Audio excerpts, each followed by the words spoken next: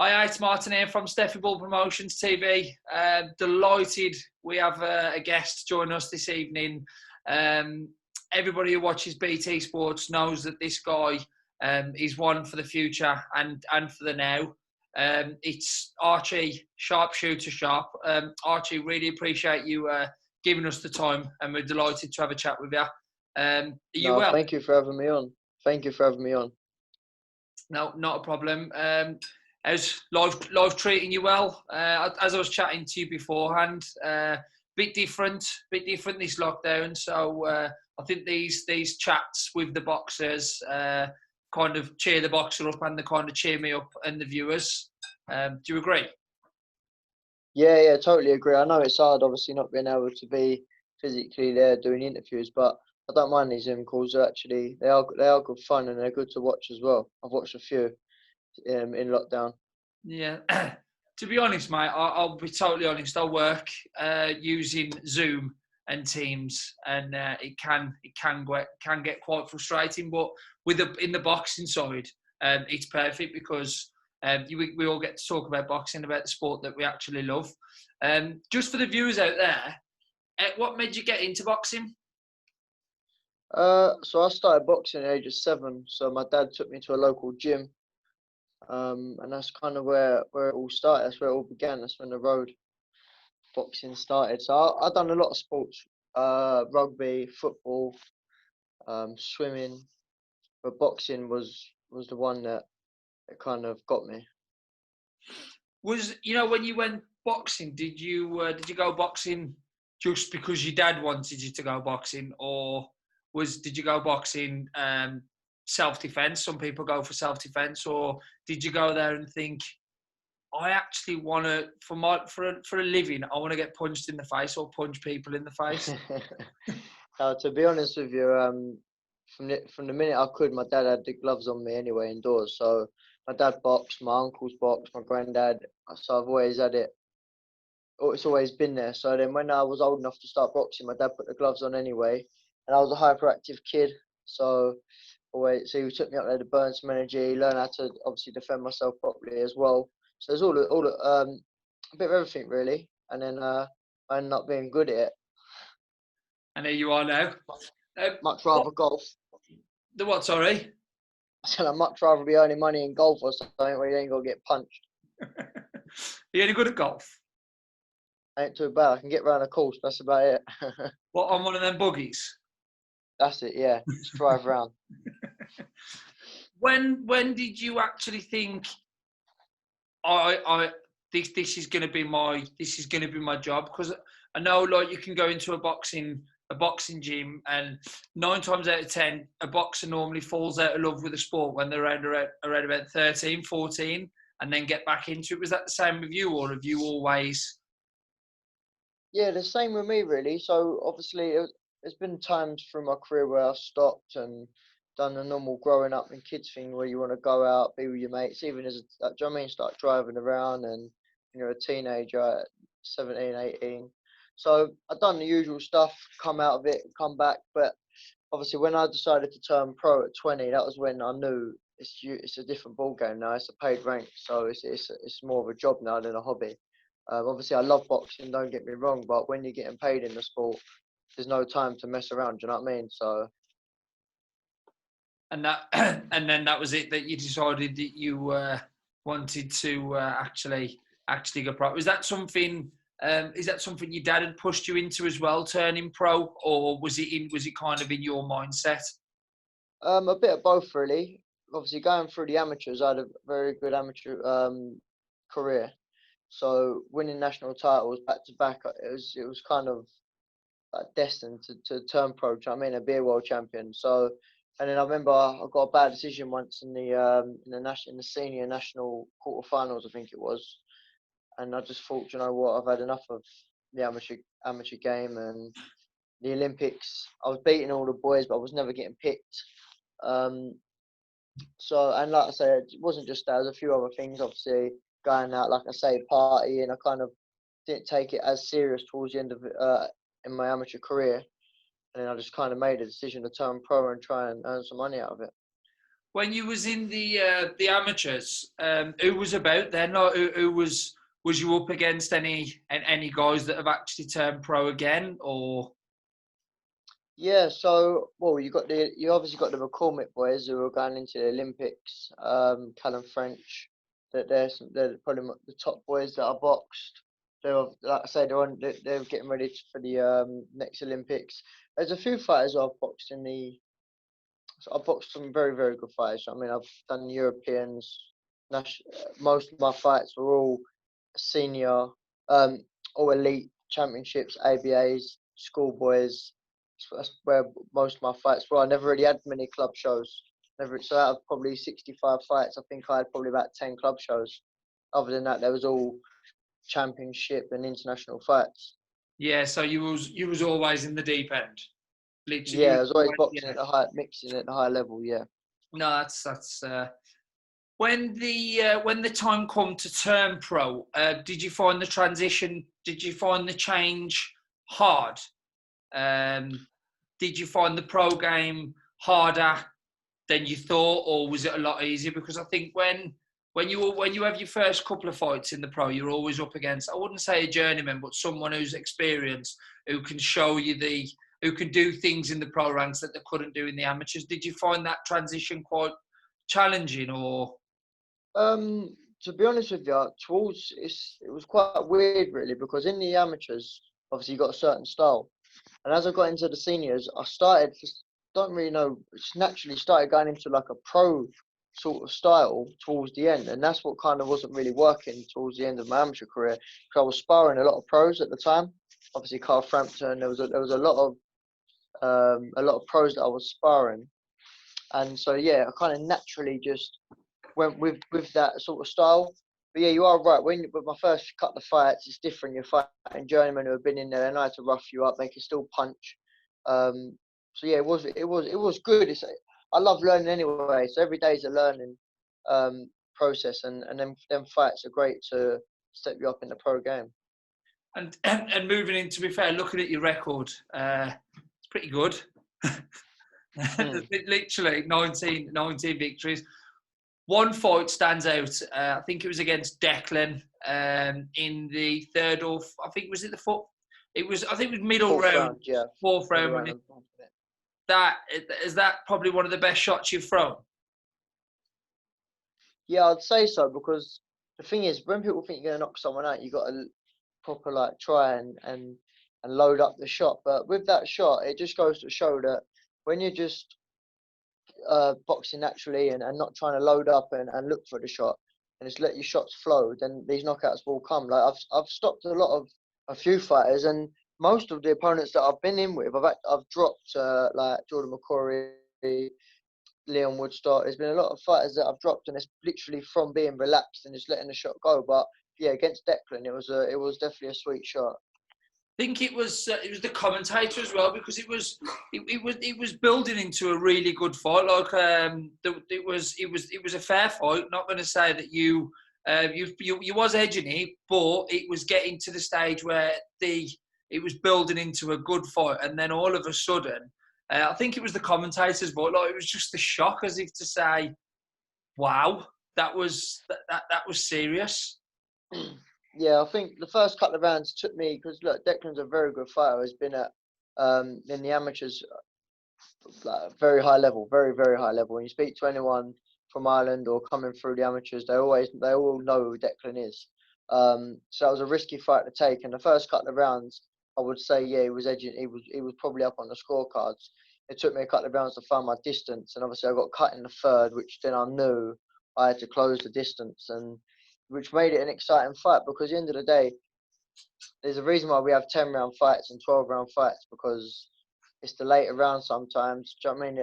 And all it does take is one shot. One shot, that's all it takes in boxing. I think that was a prime example. So. No, definitely. And your last performance, I think you can admit it yourself. Do you think that was down to just the fact that you just wasn't up for it? That's probably the wrong word, but you're at that stage in your career now where you need a Carl Frampton, you need a Zelfa Barrett, you need a big fight to get you up. Would you agree? 100% agree. I'm very flat in that last performance, and like you say, I think that's a massive factor to it, and also a bit of an experience between me and my old coach Richie, who's a very good friend of mine. I've been with him since the age of 7, but we just kind of got a little bit of inexperience regarding our training method for that fight. We've done a lot of things way too early, which then meant that coming into I think it was the 4th or the 5th round, I basically just kind of half gassed out a bit really, because I left it all in the gym. I was sparring with the Walsh brothers. I was training in Tenerife. I'd done all that hard training. I was in great shape. But I think we just done it a little bit too early. So a little bit of inexperience with the training, and then also, like you say, I think we was wanting these big fights. And then I'm not saying it, no disrespect to Jeff O'Fore, he's a tough operator and he's a good fighter, but for where I wanted to be at that point, for my next fight, it wasn't where I really wanted to be. And obviously being behind closed doors, there was a lot of factors. There was a lot of factors. No excuse, obviously. There's no excuses, but yeah, it was far from my best performance. A very flat performance for myself. So I just look forward to putting it right next. Would you've faced the no crowd now? That's something you've gone through. You're a fighting man, so obviously I expected to say the answer is yes. But if an opportunity come up to fight Zelfa or to fight Frampton, would you prefer to do it in front of a crowd than? Oh, 100%. Yeah, 100%. A crowd is what it's all about. At the end of the day, we're entertainers. As much as obviously I love the sport, and we are entertainers, and that's what it's about. It's about having the fans there. It's about having people cheering, booing, wherever they want to do it. That's what kind of excites me, is when you're walking out in front of thousands of people. That's what it's all about. And for some of them big fights like Zelfa, Carl Frampton, Jamel Herring, you do ideally want them big fights to be in front of a big crowd. That's the thing. And do you think that's what with the Afori fights? And yet again, yeah, Jeff, no disrespect, I wasn't calling him a bad fighter at all. But do you think when you was feeling flat in the 4th and 5th round, if you had your boys behind saying, "Come on, Archie, wake up," do you think that would have kind of give you that mindset to say, you know what, I need to up my game here? Yeah, I think that's fair to say, because I think you've seen it as well. There's been a lot of upsets um, because there's not been fans there, and some of the home fighters have been getting beat because they haven't got their crowd to cheer them on and whatever else. So there has been a lot of upsets, and I do believe that is because of the crowd situation. Um, so obviously for me next, I know what to do and what to change, to make sure that I don't go flat again. And to be honest with you, being on my next fight should be on the 27th of February on the undercard of Frampton and Jamel, and being on the undercard of them boys, I know I have to turn it on. So yeah, there's no excuses for the next fight. You'll be doing a Tyson Fury at the end of the fight, then getting in the ring to the winner of Frampton and Herring. Well, it'd be nice. It'd be nice.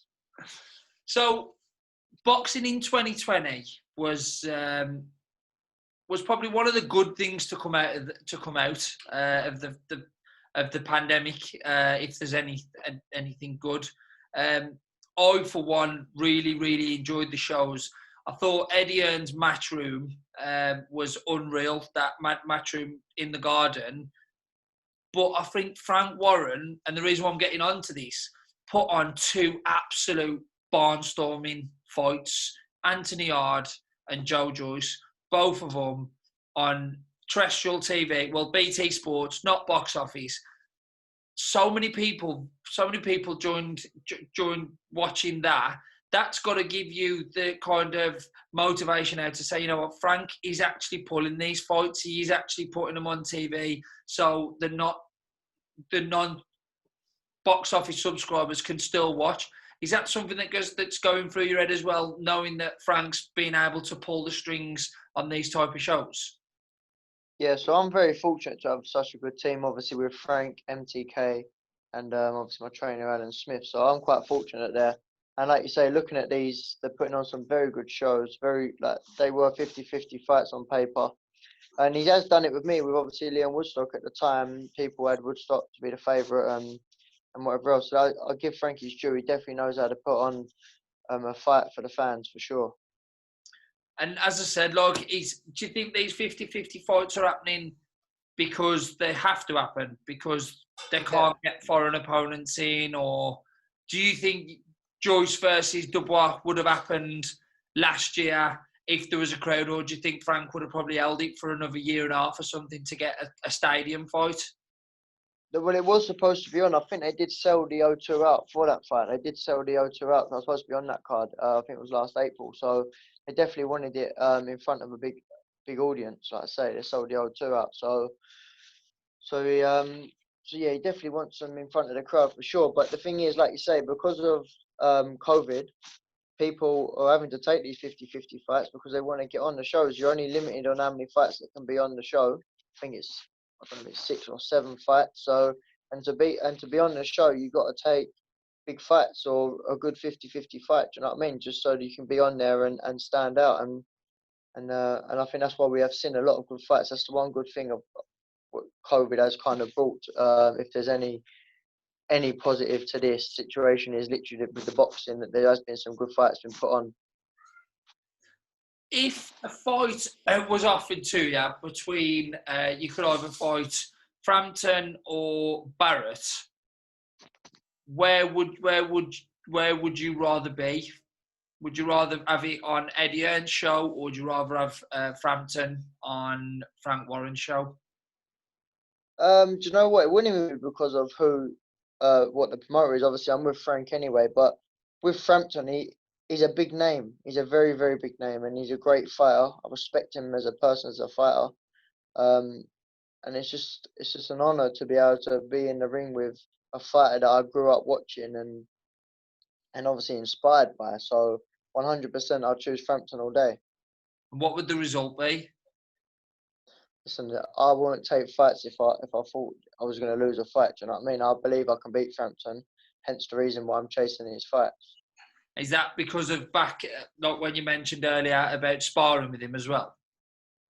I've mixed with all sorts of world champions and great fighters, and the thing is, I am only 25, but I think at this time in my career now, I'm just starting to peak. Like hopefully, like I say, once I get out on the 27th of February, I think everyone will see that my new team that I've been working with and the things we've been working on.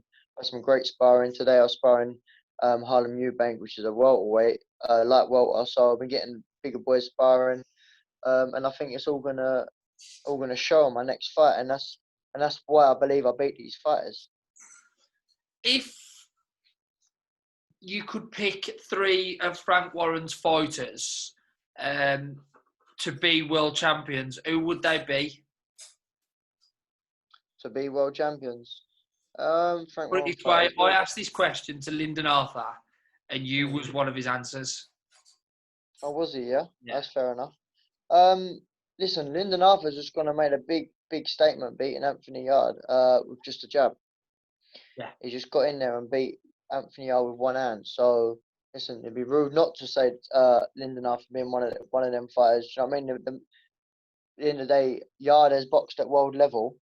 And like I say, Lyndon Arthur didn't make it it wasn't a very, very close fight, was it? Like I say, he only used one hand and still got the job done. So that's fair to say. Lyndon Arthur definitely could be. There's a lot of them. You got Dennis McCann.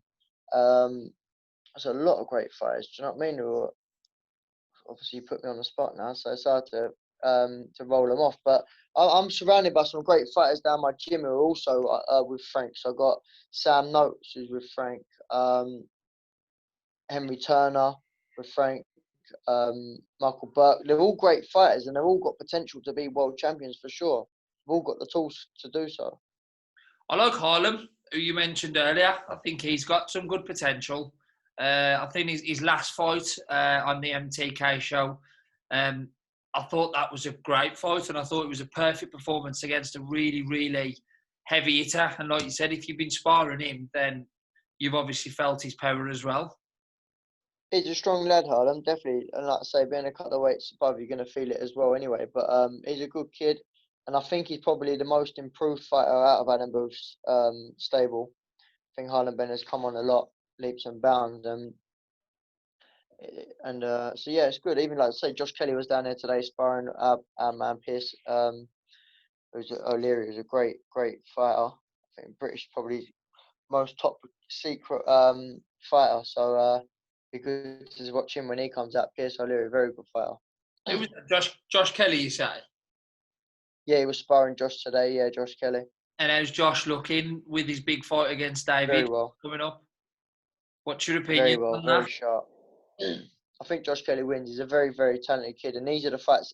Do you know what? I was having a chat with him today actually, and these are the fights that he needs to see the best Josh Kelly. It's the same with myself. When you got these big fights, this is when we've got to turn it on. Do you know what I mean? Being under the lights in front of everyone, big fights, and that's what it's all about. Adam's got that certain style though, and he's coaching. He's up there with one of the best coaches, and not just that. Like when you see him on TV, you actually like listening to him. One of my favourite fighters is Ryan Burnett. Unfortunately, when he hurt his back a couple of years ago, I thought he was unreal. I really did. I thought he was one of the best, and I think he would. Great fighter. What he was doing to Donaire in the first 3-4 rounds, and what Donaire done to Inui, kind of shows you even more that Burnett was up there. Oh, 1,000,000%. Burnett was a great fighter, and it's a shame that his career ended so early. But because there would definitely been, he was destined to do massive things in the boxing world for sure. Great fighter. Yeah, no. Big, massive talk in the news lately. You probably know exactly what I'm about to mention. The rumour is the date's set, the venue's about to be set. Tyson Fury versus Anthony Joshua, the biggest prize, undisputed champion. Hopefully, unless Joshua has to vacate for a Usyk Joyce fight, which could be good for Frank Warren. Where do you see that fight going? What? How do I see that fight happening? Joshua. No, I mean, what's the outcome? Do you see Fury winning? Do you see Joshua winning? Oh, 100%. There's only one winner on that fight. It's Tyson Fury for sure. Can't see Anthony Joshua be able to bring a game plan that can beat Fury. Not even with Spencer in his corner. It doesn't matter who he's got in the corner. I really can't see it. And even if he tries to come for a war, he just get outboxed. No matter what he tries to do, Fury will win. And do you know what it is? It's just about how Fury wants to win. That's my personal opinion on that fight. It's how Fury wants to win, whether he wants to stop him or school him. Do you think Joshua's better than Wilder? Technically, I think you could argue he's better because he's got the basics, definitely double jab, he's got the backhand, he's got a lovely stance to him compared to Wilder. But Wilder's got more game than Anthony Joshua, and definitely Wilder, well, they both can obviously punch for sure, do you know what I mean? They both definitely can punch, but that to me is an interesting fight. That to me is an interesting fight because me personally, I think Joshua's a little bit gun shy. I think he's been showing in the last couple of fights. And someone like Wilder, who's so dangerous, I think that there will be a good fight. It'd be good to see what Wilder's like, or what Fury would be like against someone. Against Joshua's fought some of his mandatories. Tyson Fury's only fought real opponent is Deontay Wilder. He fought Wallin, and I think Wallin was the one who cut him, wasn't he? Who caused him problems. That's why I think this fight could be a lot. Not saying Joshua will win, but I think it could be a lot more competitive than what some people are saying. Well, I just think you see when Fury went over to box Klitschko, he went over there and just done a boxing masterclass, and that's the difference. And I think it'd be interesting to see how AJ copes with someone who's bigger than him, and who can move like that. Because for an heavyweight, Fury literally does move around like a lightweight fighter. Do you know what I mean? He's unbelievable. Yeah, but it's hopefully it happens. Well, I think it is going to happen, but I think it's going to be somewhere abroad where they can have fans. I think that fight needs fans. It really does. I think 100%.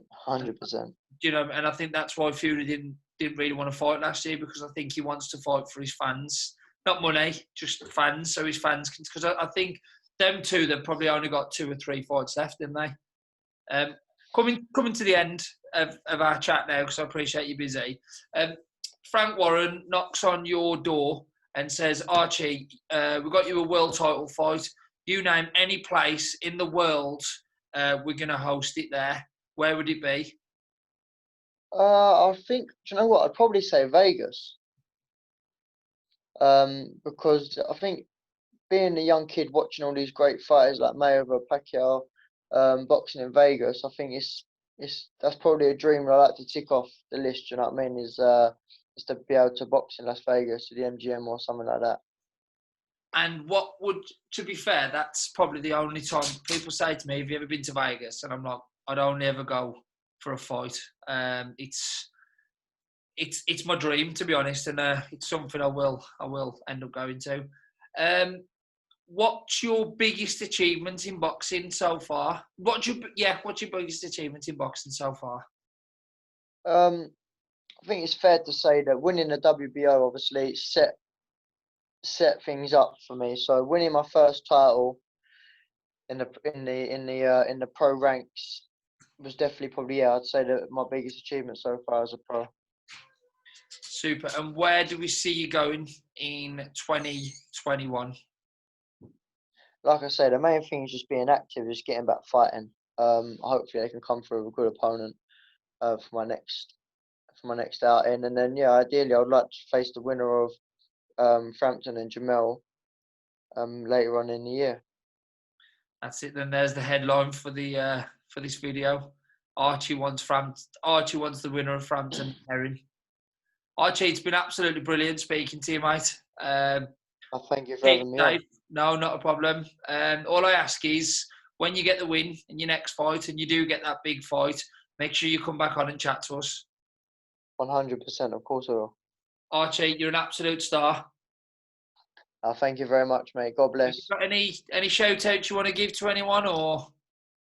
Shout out to all the fans and everyone, and obviously such a hard time we've been going through at the minute. Mentally, I think there's a lot of people struggling out there with mental health due to this pandemic, and I just wanted to say it's a simple message, but we're all in it together. And I think the main thing is talking to people. That is my main kind of message I've got out there. Anyone who's struggling, just talk to as many people as you can. We've all been there. We've all been through it. And I look forward to getting back in the ring, and definitely stay tuned. Superb, Archie. Thank you very much. God bless, mate. All the best. You too, pal. Cheers, mate. Take care.